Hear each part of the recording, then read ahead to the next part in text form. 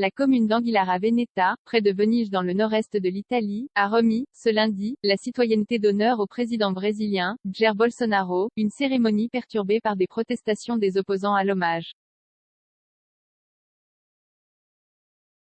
La cérémonie a eu lieu dans une élégante villa du XVIIe siècle située dans les environs, où Jair Bolsonaro a longuement déjeuné en compagnie de quelques 200 invités.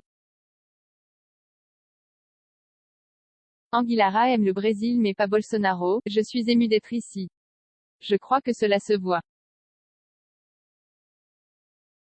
C'est d'ici que partirent mes grands-parents. Cela me plaît d'être entouré de gens bien, a déclaré Jair Bolsonaro, cité par l'agence AGI.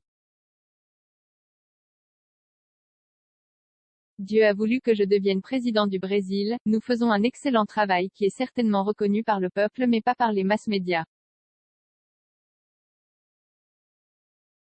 À la fin du XIXe siècle, accablés par la pauvreté, un millier d'habitants d'Anguillara Veneta, dont les ancêtres de Jair Bolsonaro, avaient émigré au Brésil.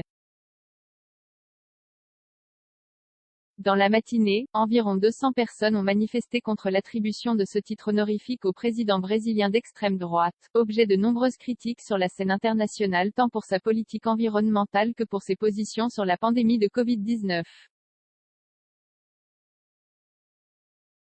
Il est juste qu'il visite la ville d'où vient sa famille, mais pas qu'on le présente comme un modèle à suivre en lui accordant la citoyenneté d'honneur, a estimé Antonio Spada, un conseiller municipal de cette commune dirigée par la Ligue, le parti souverainiste anti-migrant de Matteo Salvini qui contrôle aussi la région Vénétie.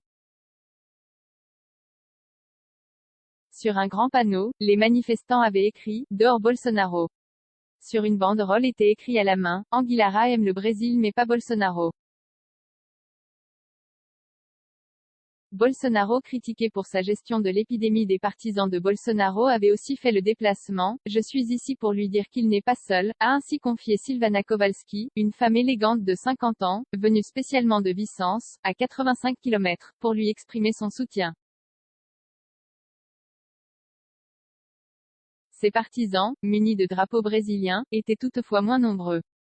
Dans la ville voisine de Padoue, la police a eu recours à des canons à eau pour repousser quelques centaines de manifestants anti-Bolsonaro près de la célèbre basilique de Saint-Antoine, où le président brésilien était attendu mais a finalement renoncé à se rendre.